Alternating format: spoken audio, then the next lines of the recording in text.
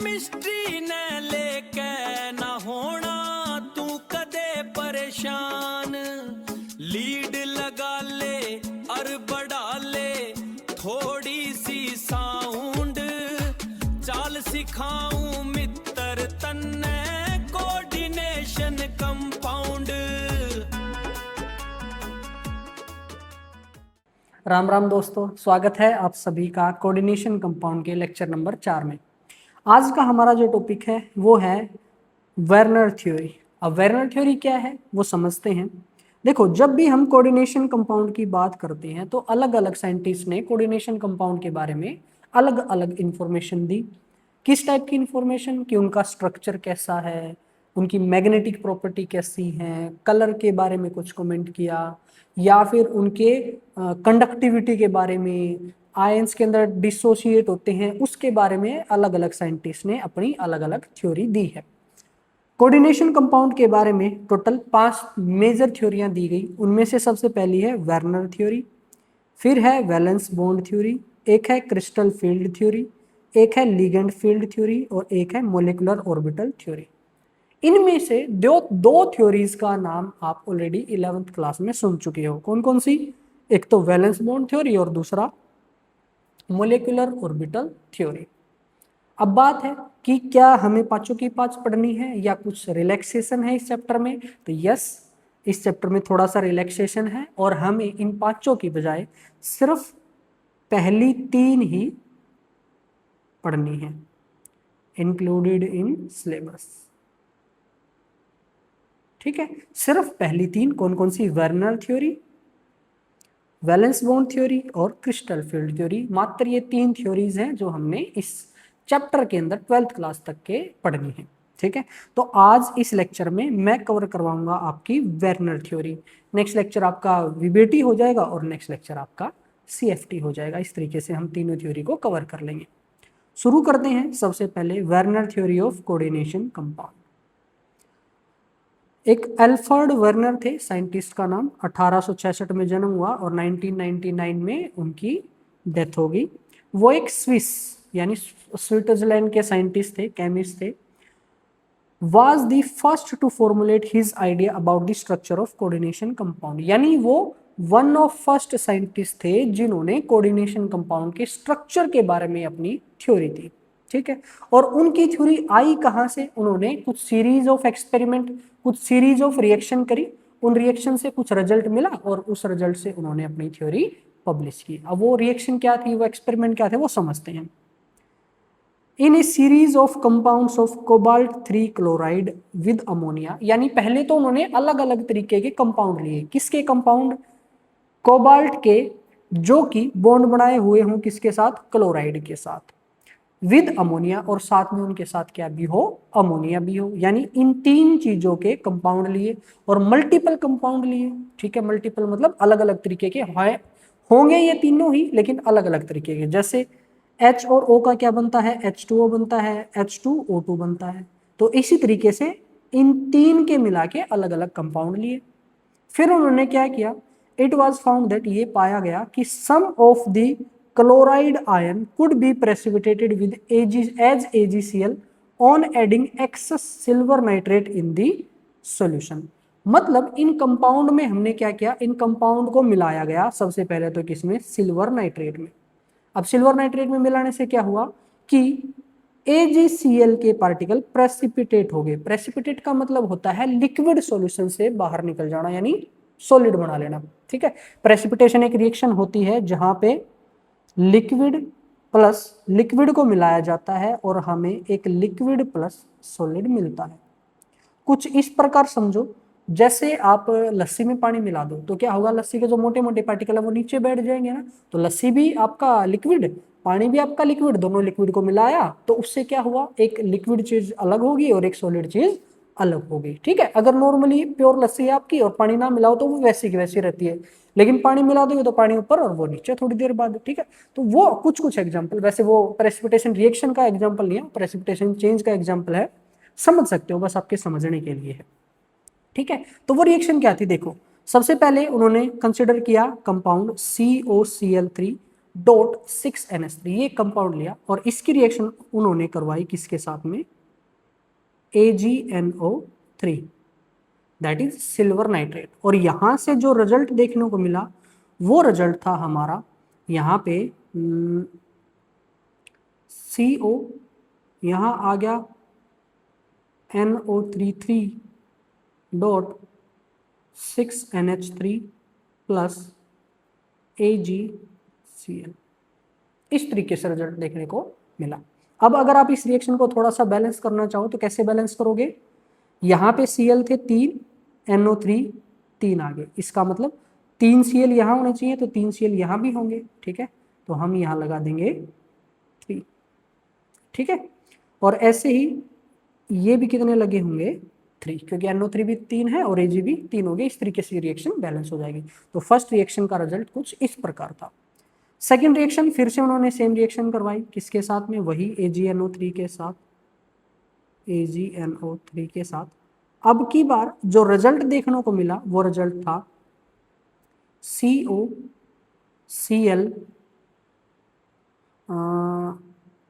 NO3 2.5NH3 plus AgCl, ठीक है। और अब इसको आप बैलेंस करोगे तो क्या आपको क्या मिलेगा, यहाँ पे NO3 इस साइड कितना है 1 और इस साइड कितने हैं 2, तो यहाँ पे 2 आ जाएगा।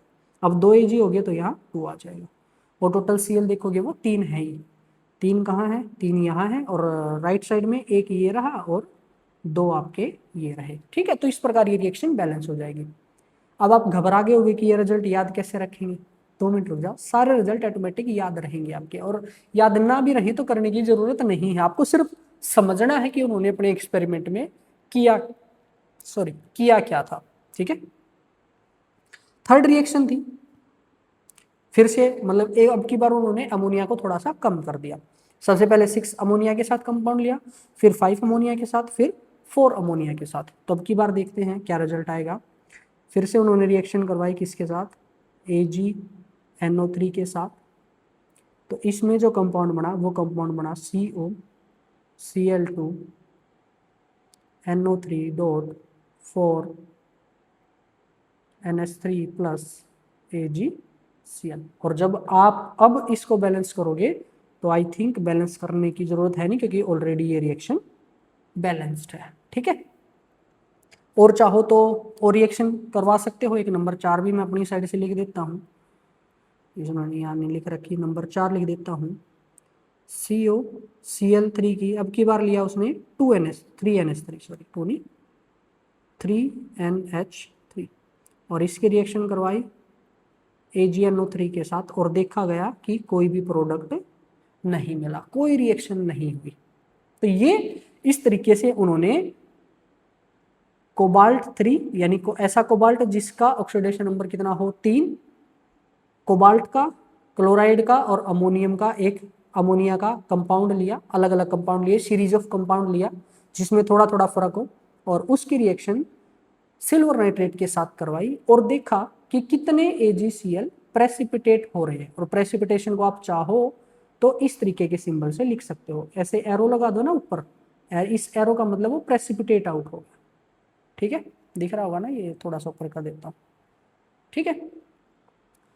अब ऐसा क्यों हुआ, अगर हम थोड़ा सा समझने की कोशिश करें, यहाँ कितने Cl थे 3, तीनों के तीनों Cl रिएक्ट कर गए, ठीक है। यहाँ कितने Cl थे 3, लेकिन अब की बार कितने Cl रिएक्ट किए, मात्र 2, यानी एक Cl जो था वो वैसे का वैसा रहा, ठीक है।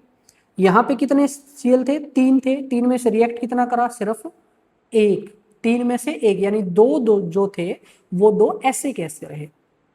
यहाँ कितने Cl थे 3 और रिएक्ट कितना करा 0, यानी तीनों के तीनों Cl ऐसे के ऐसे रहे। तो ये थोड़ी सी ऑब्जर्वेशन हमें देखने को मिलती है। अब अगर इन ऑब्जर्वेशन से थोड़ा सा हम और कुछ एक्सप्लेन करवाना चाहे तो क्या एक्सप्लेन करती हैं, these observation together with the result of conductivity, यानी हमने जो रिजल्ट मिले इनका कंडक्टिविटी टेस्ट भी किया। कंडक्टिविटी टेस्ट कैसे, इनको पानी में घोल दिया और उसमें से करंट पास करा के देखा, तो वो था आपका कंडक्टिविटी टेस्ट।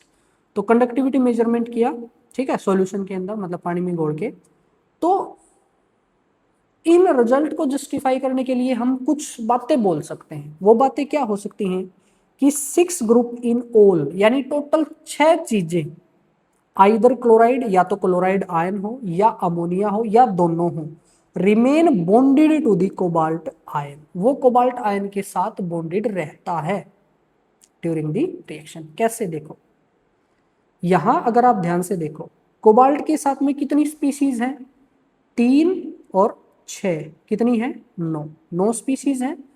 इस साइड आए हम, कितनी रिएक्ट कर गई, 3 रिएक्ट कर गई, तो अब कितनी बॉन्डेड रही, 6। ठीक है, कितनी थी बॉन्डेड, 3 और 6 9, और अब कितनी रहेगी 6। इसको काउंट नहीं करना है क्योंकि ये बाहर से आया है, हम देख रहे हैं कि कितनी उसके साथ बॉन्डेड रही जो पहले भी थी, तो ऐसी कितनी है 6, यानी इसमें 6 ऐसी स्पीसीज थी जो कोबाल्ट के साथ बॉन्ड बना के रखी हुई थी। नेक्स्ट में देखिए तो इस पूरे में से कितने सीएल ने रिएक्ट किया है, 2 सीएल ने। ठीक है, 2 सीएल ने रिएक्ट किया, बच गया कितना, 1 सीएल यहाँ और 5 NH3, तो टोटल कितनी स्पीसीज थी जो कोबाल्ट के साथ ही रही, यहाँ देखोगे तो 5 NH3 और 1 सीएल, तो टोटल यहाँ भी कितनी स्पीसीज रही, 6। नेक्स्ट वाले में 2 सीएल और 4 NH3, ये रही, तो टोटल कितनी 6, और यहाँ भी कितनी 6, और यहाँ पे आप देखोगे 3 सीएल थे, 3 NH3 थे, किसी ने रिएक्ट नहीं की, यानी ये 6 के 6 इसके साथ में रहे, तो ये आया 6। तो कुल मिला के यहां थोड़ा सा आप ये कमेंट कर सकते हो कि कोबाल्ट के साथ 6 ऐसी स्पीसीज थी जिन्होंने रिएक्शन शो नहीं किया, जो रिएक्ट नहीं किए, वो परमानेंटली बॉन्डेड थी किसके साथ, कोबाल्ट के साथ। ठीक है, during the reaction the compound are formed as shown in the table. Table में हम शो करेंगे कंपाउंड कैसा होगा वो एक्चुअल में, where the atom within the square bracket, मतलब कंपाउंड बनाते टाइम मैं एक स्क्वायर ब्रैकेट लगाऊंगा, फॉर्म ए सिंगल एंटिटी, और वो स्क्वायर ब्रैकेट जो बनाऊंगा उस स्क्वायर ब्रैकेट के अंदर जितनी भी चीज है उनको हम सिंगल एंटिटी कंसिडर करेंगे। क्यों, क्योंकि वो टूटती नहीं है, वो रिएक्ट नहीं करती। Which does not dissociate under the reaction condition, जो रिएक्शन कंडीशन के अंदर नहीं टूटेंगे। ठीक है, जैसे पहला कंपाउंड था, पहले में हमने बात की कि कोबाल्ट के साथ NH3 6 NH3 जो थे वो लगे हुए थे जैसे के जैसे है। इसका मतलब जो फर्स्ट कंपाउंड होगा इस साइड में, मतलब कौन सी साइड, आपके रिएक्टेंट की साइड, जो कंपाउंड होगा वो कुछ इस प्रकार दिखता होगा। किस प्रकार, एक कोबाल्ट होगा और उस कोबाल्ट के साथ में NH3 जुड़े होंगे परमानेंटली, और परमानेंटली वालों को हम किससे डिनोट करते हैं, स्क्वायर ब्रैकेट से, और जो Cl होंगे वो कुछ यहां जुड़े होंगे Cl3।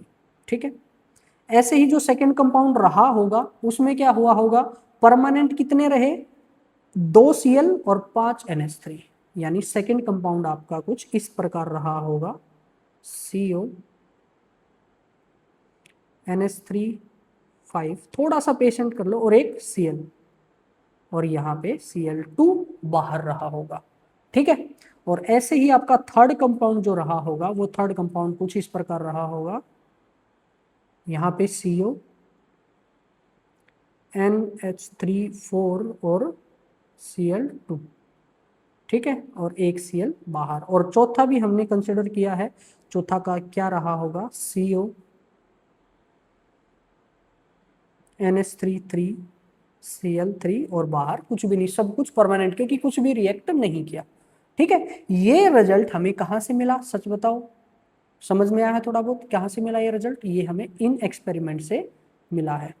यहां हमने देख लिया कि कोबाल्ट के साथ कितनी ऐसी स्पीसीज हैं जो फिक्स परमानेंट रहती हैं, तो वो हमने देख लिया और उसके हिसाब से उनको स्क्वायर ब्रैकेट के अंदर बंद कर दिया। और हमें पता है स्क्वायर ब्रैकेट के अंदर अगर बंद है तो वो किस टाइप का बॉन्ड बनाए हुए है, वेरी गुड, वो कोऑर्डिनेशन बॉन्ड आपका बनाए हुए हैं। ठीक है, यानी यहां से यहां तक कोऑर्डिनेशन बॉन्ड है और ये आयन है, यहां से यहां कोऑर्डिनेशन बॉन्ड है, ये आयन है, यहां से यहां कोऑर्डिनेशन बॉन्ड है, ये आयन है, यहां से यहां कोऑर्डिनेशन बॉन्ड है।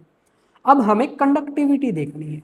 कंडक्टिविटी बताओ, पहले में अगर मैं इसको एक्वस सॉल्यूशन में डाल दूं तो कितने आयंस बनेंगे, बिल्कुल फर्स्ट लेक्चर आपका वहां मैंने बताया था कि जब भी हम कोऑर्डिनेशन कंपाउंड को वाटर के अंदर, एक्वा सॉल्यूशन के अंदर डालते हैं तो उसमें ब्रैकेट वाली चीज नहीं टूटती, ब्रैकेट के अलावा जो है वो टूट जाता है। तो ये कैसे टूटेगा, ये हमारा टूटेगा कुछ इस प्रकार, यहां बना देता हूं मैं, ये आएगा ब्रैकेट वाली जो चीज है यानी CO NH3 6, ये आपकी ऐसी रहेगी और इस पे आएगा 3 पॉजिटिव चार्ज और प्लस में 3Cl नेगेटिव। तो टोटल कितने आयन हुए यहाँ पे, 4 आयन्स। तो conductivity is due to 4 ions. ऐसे ही नीचे वाले में कितने आयन्स बनेंगे, वेरी गुड, 3 आयन्स। नेक्स्ट वाले में 2 आयन्स। नेक्स्ट वाले में 1 आयन मत बोल देना क्योंकि अब ये आयन नहीं है। आयन ये तब होता जब इसके ऊपर चार्ज आता, यानी यहाँ पे आएंगे 0 आयन। ठीक है, 0 आयन्स या 0 आयन जो भी आप कहो। समझ में आया यहाँ तक। ये एक्सपेरिमेंट था, थ्योरी नहीं है ये अब तक, ये उन्होंने एक्सपेरिमेंट किया, उसके रिजल्ट है। और यहाँ से आपका क्वेश्चन आता है, किस तरीके से आएगा वो मैं आपको बता दूंगा। ठीक है, उसके बाद वेर्नर ने 1898 में उनकी इन एक्सपेरिमेंट पे बेस्ड अपनी थ्योरी दी और उसके मेन पोस्टुलेट्स यानी इंपॉर्टेंट पॉइंट्स कुछ इस प्रकार हैं। क्या क्या है, in coordination compound metal show 2 type of linkage, यानी अगर कोई भी कोऑर्डिनेशन कंपाउंड है तो वहां 2 तरीके के बॉन्ड पाए जाते हैं। कौन कौन से हैं वो 2 तरीके के, या 2 तरीके की वैलेंसी पाई जाती है। ठीक है, वैलेंसी से ही तो बॉन्ड बनता है। तो 2 तरीके की वैलेंसी पाई जाती हैं। कौन कौन सी, एक का नाम दिया उन्होंने प्राइमरी और एक का नाम दिया सेकेंडरी। एक का नाम प्राइमरी और एक का नाम secondary. The primary valency are normally ionizable and satisfied by the negative ion. जैसे अगर मैं आपसे पूछूं what is the valency of Na, Na की वैलेंसी बताओ, तो आप फटाफट से आंसर बताओगे +1। पोटेशियम की पूछूं तो आप बताओगे +1। कैल्शियम की पूछो तो आप बताओगे +2। और अगर आपने डी ब्लॉक पढ़ा है स्कैंडियम की पूछूं तो +3। Zn की बताओगे तो ये क्या आएगी +2। कॉपर की पूछूं तो वो भी आप बताओगे +2। जब मैग्नीज की पूछूं तो वो भी आप बताओगे +2। तो ये जो वैलेंसी आपने पहले पढ़ रखी है, जो आपको पता है, इन्हीं को बोलते हैं these are the primary valencies.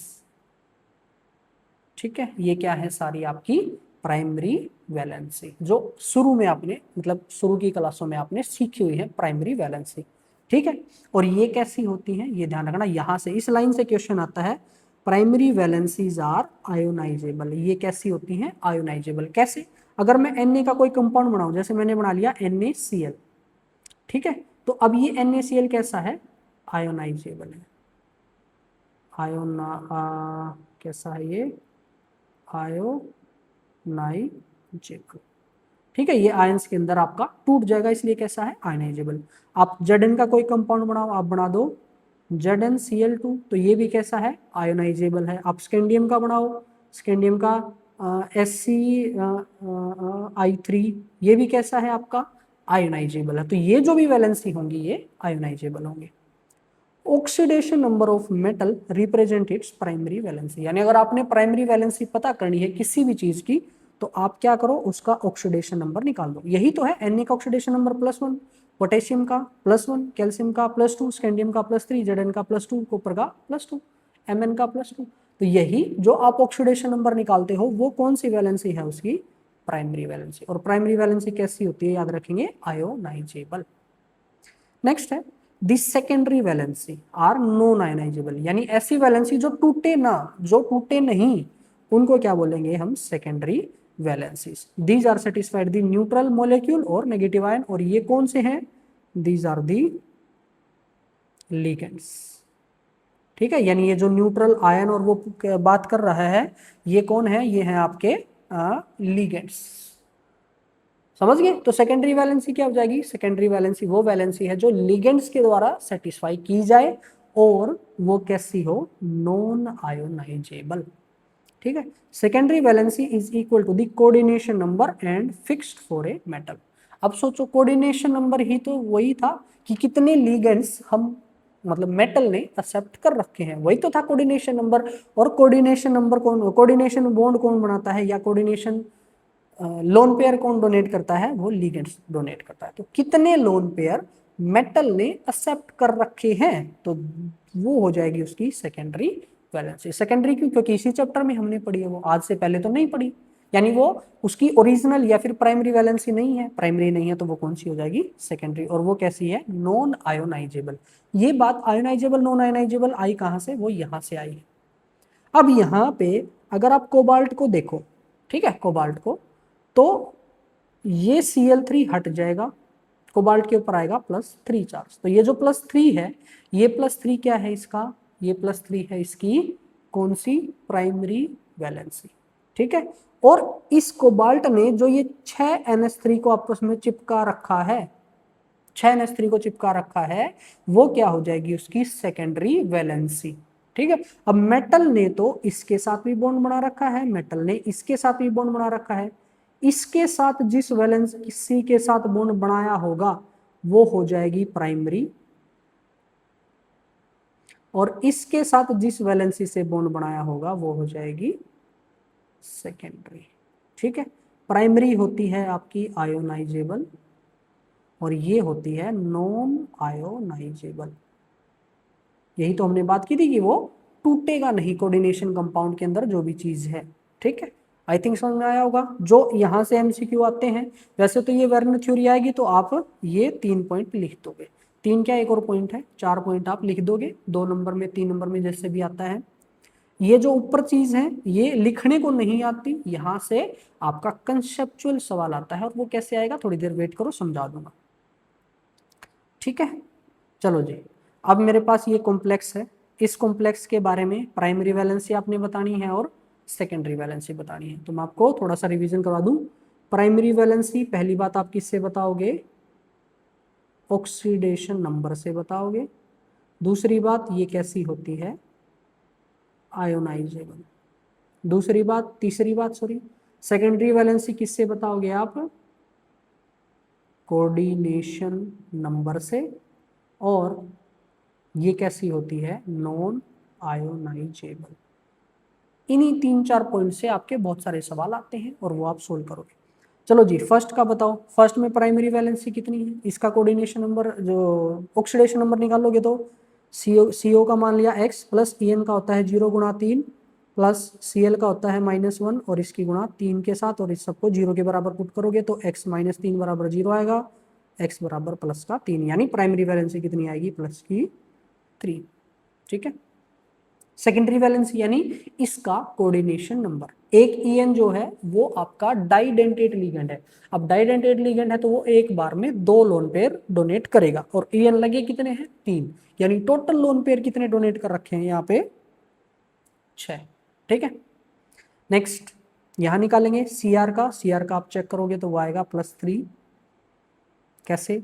K का +1 प्लस Cr का x, H2O का 0 होता है, C2O4 का -2 × 2, और इन सबको 0 के बराबर पुट करेंगे तो यहाँ से 1 + x - 4 = 0, और यहाँ से x = +3, ठीक है। तो +3। और सेकेंडरी वैलेंसी कैसे निकालोगे? लोन पेयर कितने एक्सेप्ट कर रखे हैं? H2O जो है एक लोन पेयर देता है और 2 H2O लगे हुए हैं तो 2 तो यहाँ से आ गए। C2O4 जो है वो आपका बाइडेंटेट या डाइडेंटेट लिगेंड है, तो एक बार में 2 देगा, और हैं कितने? 2, यानी 2 दूनी 4 और 2 6। तो सेकेंडरी वैलेंसी कितनी आ जाएगी? 6। कुल मिला के कोऑर्डिनेशन नंबर ही क्या कहलाती है? आपकी सेकेंडरी वैलेंसी। और ऑक्सीडेशन नंबर ही क्या कहलाती है? आपकी प्राइमरी वैलेंसी, ठीक है। नेक्स्ट में बता दो प्राइमरी कितनी आएगी? प्राइमरी आप कैलकुलेट करोगे तो +2 आएगी, और सेकेंडरी कितनी आएगी? 4। प्राइमरी कितनी आएगी? यहाँ पे +2 आएगी, और सेकेंडरी कितनी आएगी? 4। तो इस तरीके से प्राइमरी वैलेंसी, सेकेंडरी वैलेंसी किसी भी कंपाउंड के लिए आप इजीली फाइंड आउट कर सकते हो।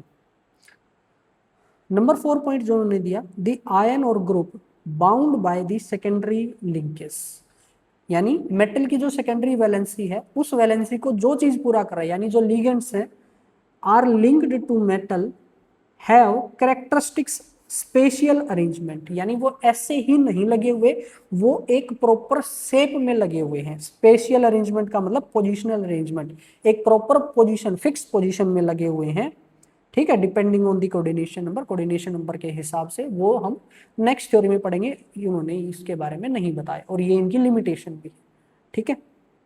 ये आपका लास्ट पॉइंट था, सिंपल। जो हमने याद हो तो कोऑर्डिनेशन पॉलीहेड्रल में पढ़ा ना कि वो किस तरीके से अरेंज है सारी बॉन्ड, वही आपका इस पॉइंट में लिखा हुआ है, ठीक है। और वो किस तरीके से अरेंज है इन्होंने नहीं बताया, इनकी लिमिटेशन थी। अब अगर वर्नर थ्योरी पेपर में आता है तो आप ये 4 पॉइंट लिखोगे विद एग्जांपल, कोई सा भी एक इनमें से सिलेक्ट करो, उसकी प्राइमरी वैलेंसी बता दो और सेकेंडरी वैलेंसी बता दो। पॉइंट क्या है, सिर्फ इतने से पॉइंट है, ये देखो। जो प्राइमरी वैलेंसी है वो आयनाइजेबल होती है और वो ऑक्सीडेशन नंबर से पता की जा सकती है, और जो सेकेंडरी वैलेंसी है वो नॉन आयनाइजेबल होती है और वो कोऑर्डिनेशन नंबर से पता की जा सकती है। यही 2 पॉइंट यहाँ पे लिख रखे हैं। और फर्स्ट पॉइंट क्या है कि 2 टाइप की वैलेंसी है, प्राइमरी और सेकेंडरी। बस होगी आपकी वर्नर थ्योरी खत्म। चलो जी, अब सवाल कर लेते हैं, ठीक है। ये कह रहा है number of moles of AgCl precipitated when AgNO3 is mix with one of the. कुल मिला के ये पूछ रहा है कि कितने AgCl बनेंगे। तो हमें पता है जितने आयंस आपके अलग हो जाएंगे वही तो रिएक्ट करेंगे। तो इसमें से कितने आयन अलग हो जाएंगे, ये 3 Cl अलग हो जाएंगे और इन 3 Cl से ही AgCl बनेगा। तो कितना आंसर आ गया आपका, ऑटोमेटिक 3। इस तरीके के सवाल आएंगे आपसे, यही देगा कि उसके साथ रिएक्शन करने से इतने AgCl बने, तो उससे आप अंदाजा लगाओगे कि कितने Cl ब्रैकेट से बाहर है, ठीक है। ब्रैकेट से बाहर जितने Cl हैं उतने ही AgCl प्रेसिपिटेट आउट होंगे। बड़ा सिंपल सी चीज है, ठीक है। तो आपका आंसर कितना आएगा, 3। नेक्स्ट है अकॉर्डिंग टू वर्नर थ्योरी, ये आपका CBSE 2025 का सवाल था, अब 26 की बारी। According to Werner theory primary valency of central metal, primary valency क्या होती है, प्राइमरी वैलेंसी आयनाइजेबल होती है, प्राइमरी वैलेंसी ऑक्सीडेशन नंबर से पता की जा सकती है। 2 पॉइंट मैंने बताए थे, इनमें से कोई लिखा हुआ है are satisfied by the neutral और नेगेटिव आयन, नहीं वो तो हाँ नेगेटिव, वो सिर्फ नेगेटिव आयन से प्राइमरी। तो are equal to coordination number ना, are satisfied by negative ions, yes ये पॉइंट है।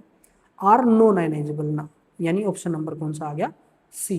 जो प्राइमरी वैलेंसी है, प्राइमरी वैलेंसी में मेटल के ऊपर कैसा चार्ज आएगा, पॉजिटिव आएगा, और इस पॉजिटिव को ओ करने के लिए कोई ना कोई नेगेटिव चाहिए, ठीक है। तो नेगेटिव आयन से प्राइमरी वैलेंसी सेटिस्फाई की जा सकती, तो option number C. Next according to Werner theory, फिर 2025 का सवाल है, क्या कह रहा है, primary valency are ionizable, yes बिल्कुल ठीक कह रहा है। सेकेंडरी वैलेंसी आर आयनाइजेबल ना, वो तो नॉन आयनाइजेबल होती है। बोथ आर नॉन आयनाइजेबल ना, बोथ आर आयनाइजेबल ना, तो ऑप्शन नंबर कौन सा आ गया, बड़ा आसान है, option number A, primary valencies are ionisable. Next है secondary valency of CO in the complex, secondary valency बतानी है। सेकेंडरी वैलेंसी किससे पता करते थे, कोऑर्डिनेशन नंबर से। तो कोऑर्डिनेशन नंबर बताना है, इसका कितना है, दिख रहा है मेरे को, कोऑर्डिनेशन नंबर या तो 6 आएगा या 4 आएगा। 80% चांस है कि वो 6 आए, 20% चांस है वो 4 आए। इसके अलावा रेयर है कि कोई कोऑर्डिनेशन नंबर आए। तो 6 और 4 कुछ भी ना आता हो आपको, आपका दिमाग बंडो पूरा, 6 आंसर मार आना, ठीक है। तो इसका आंसर कितना आएगा, 6। किस्मत खराब हुई तो 4 आंसर मिल जाएगा, अदरवाइज तो 6 ही मिलता है मोस्टली का।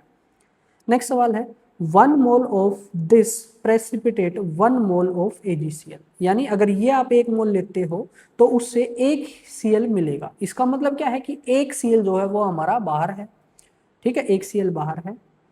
वहन treated with access AgNO3 solution, AgNO3 के साथ रिएक्शन करवाने हैं, तो हमें क्या बताना है, फॉर्मूला बताना है और सेकेंडरी वैलेंसी बतानी है। तो सबसे पहले फॉर्मूला बताओ, इसका फॉर्मूला क्या आएगा, 1 Cl को बाहर रखना है, ठीक है। 1 Cl बाहर रख दिया तो क्या बचा, अंदर बचा Cr, 1 Cl बाहर तो कितना आया Cl2, और क्या है H2O कितना आया 4, और 1 Cl बाहर। सो ये आपका फर्स्ट का आंसर आ गया। बड़ा सिंपल सा है, जितने AgCl बने 1 मोल से, ये भी ध्यान रख लेना, आज तक तो ऐसा हुआ नहीं कि 1 से ज्यादा मोल दे दी जाए, लेकिन इसका 1 मोल से कितना, अगर मान लो इसके 2 मोल देता और इसके 4 AgCl देता तो हम इसको पहले 1 मोल बनाते 2 से भाग करके, तो इसको भी 2 से भाग करना पड़ता, यानी उस केस में 2 AgCl बनते और 2 Cl को बाहर रखते। आएगा नहीं, लेकिन तैयार रहना है, ठीक है। आप तो बस 1 मोल के लिए ही रेडी रहो। 1 मोल क्यों, ये रिएक्शन देखो, इसमें इसके आगे कितना है 1, इसके आगे कितना है 1, और इसके आगे भी कितना है 1, यानी इसका आप हमेशा 1 मोल लोगे और इसके 1 मोल से फिर हम देखेंगे AgCl कितने बन रहे हैं, 3 बन रहे हैं, 3 मोल बन रहे हैं तो 3 Cl बाहर करने हैं, 2 AgCl बन रहे हैं तो 2 Cl बाहर करने हैं, 1 AgCl बन रहा है तो 1 Cl बाहर करना है, और Cl का ही केस आता है ये, ठीक है, और किसी का नहीं आता। चलो जी, ये हो गया। उसके बाद सेकेंडरी वैलेंसी ऑफ Cr लिखनी है हमने। सेकेंडरी वैलेंसी का मतलब है इसका कोऑर्डिनेशन नंबर। तो कोऑर्डिनेशन नंबर बता दो यहाँ देख के कितना, मैंने कही थी आंख बंद करके 6।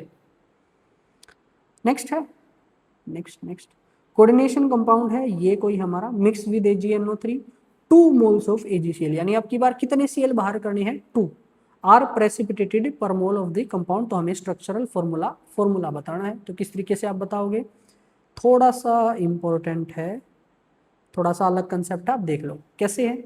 सबसे पहले आप लिखोगे Cr, कितने Cl बाहर करने हैं 2 मोल्स, यानी 2 Cl बाहर करने हैं, तो बच गए कितने 1 Cl। उसके बाद H2O, और H2O कितने 6, और Cl कितने बाहर।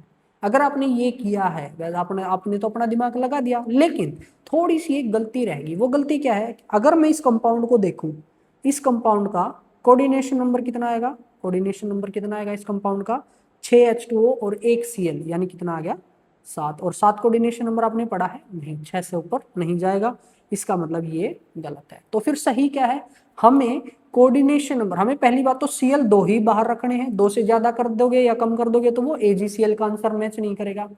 2 Cl बाहर रखने हैं, और बाकी जो अंदर बच गया उसको, अगर मान लो कोऑर्डिनेशन नंबर आपने 6 करना है तो Cl के अलावा जो है उसको बाहर कर दो। तो आपका आंसर क्या आएगा, करेक्ट आंसर वो होगा Cr। Cl ऐसे कैसा, H2O कितने रखो ताकि कोऑर्डिनेशन नंबर 6 आ जाए, कितने रखोगे H2O 5, और यहाँ पे आएगा Cl2, और डॉट लगा के यहाँ लिख दोगे H2O मान लिया 2 निकालने पड़ते तो ब्रैकेट लगा के 2 और कर देते, या आगे यहाँ 2 और लगा देते हैं। ठीक है, यहाँ पे कोऑर्डिनेशन नंबर 6 है और ये हमारा करेक्ट आंसर हो जाएगा। ये थोड़ा सा आपने ध्यान रखना है। ठीक है, बताओ कोई डाउट नहीं। चलो क्वेश्चन नंबर 7 है, PtCl4 2KCl doesn't give precipitate of AgCl, यानी वो रिएक्ट ही नहीं करता। इसका मतलब एक भी Cl हमारा फ्री नहीं है, एक भी Cl फ्री नहीं है। फ्री होता तो रिएक्शन करता, फ्री नहीं है तो रिएक्शन नहीं की। Right the structural formula and IUPAC name. तो क्या आ जाएगा आंसर, आपका आंसर होगा एक भी Cl बाहर नहीं करना, तो क्या आएगा Pt, कितने Cl है, अब Cl4 करो और यहाँ पे KCl2 करो। कुछ इस तरीके का अब तक हमने पढ़ा है, कुछ नहीं पढ़ा ना। इसका मतलब क्या है कि यहाँ K नहीं आएगा, यहाँ नहीं आएगा, तो फिर कहाँ आएगा, K को कहाँ लिखते हैं हम, K को लिखते हैं आगे। इस तरीके से आपने नहीं करना है। किस तरीके से करना है, आपने करना है K को बाहर करो, कितने K हैं 2, तो K आ जाएगा K2, उसके बाद PT और Cl कितने हो गए अब 6। तो ये आपका करेक्ट आंसर हो जाएगा। बताओ कोई डाउट, समझ गए ना। क्योंकि यार KCl नाम की चीज तो हमने, K और Cl तो क्या है, जब भी रिएक्शन करेंगे वो ऑटोमेटिक पहले ही अलग हो जाएंगे, आयनिक कंपाउंड है, तो साथ में तो वो लिगेंड बन ही नहीं सकते क्योंकि वो खुद आयनाइजेबल है, और लिगेंड हमें पता है आयनाइजेबल नहीं होता, तो पहले ही उनको आयनाइज कर देंगे हम, वही पार्ट रखेंगे जो आयनाइजेबल नहीं है, और K अलग Cl अलग। ठीक है, और नाम इसने पूछा है तो क्या आ जाएगा, इस साइड से शुरू करेंगे तो सबसे पहले आएगा आपका पोटेशियम, और यहाँ जब भी आप काउंटर आयन लिखो, इनको काउंटर आयन बोलते हैं, जो प्राइमरी वैलेंसी से सेटिस्फाई किए जाते हैं वो काउंटर आयन होते हैं। तो यहाँ पोटेशियम में थोड़ा सा गैप दे सकते हो, पोटेशियम, फिर क्या आएगा आपका 6 है तो हेक्सा क्लोराइडो और